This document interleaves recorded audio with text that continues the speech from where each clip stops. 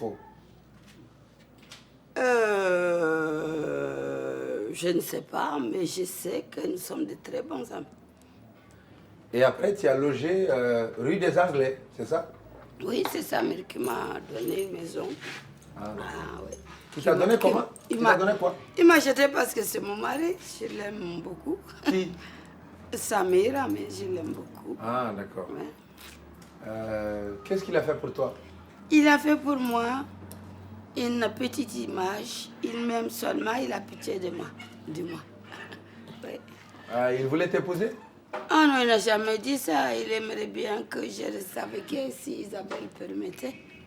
Avec qui vivais-tu quand tu entrais au Crazy Horse? Ça ne regarde personne. Tu ne rentres pas dans ma vie, je ne rentre pas dans ta vie. Pose-moi d'autres questions.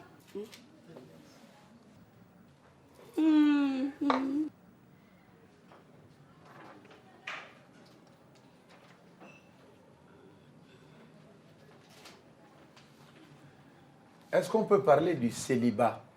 Célibat? Oui. Le célibat international.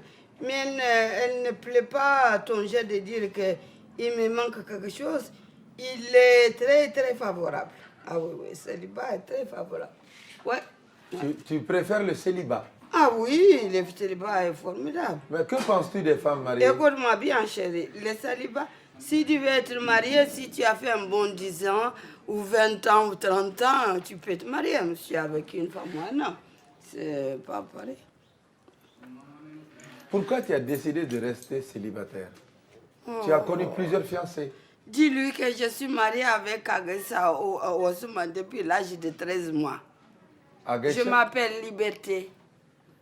Tu connais, mon amour, je t'aime. Mon amour, je m'appelle Liberté. Je m'appelle Liberté. Et vous?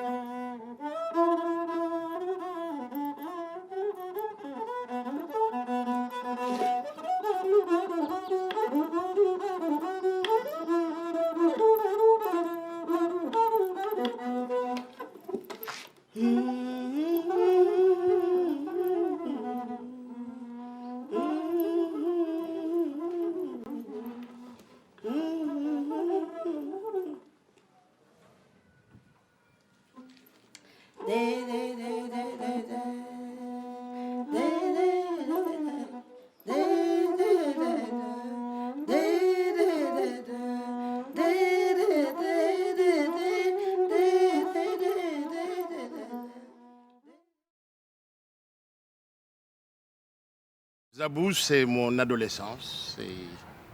C'est les années 70, c'est Gao, c'est Bamako, c'est aussi Paris. C'est surtout un article de Jeune Afrique qui dévoile aux Maliens une jeune fille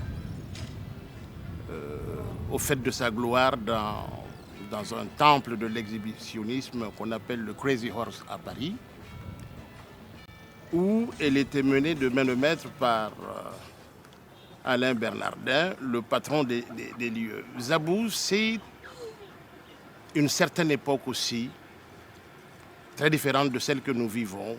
Il n'y avait pas... nous avions très peu de contact avec l'extérieur, très peu de Maliens étaient célèbres autrement que dans les faits divers. Et Zabou était le symbole de la réussite.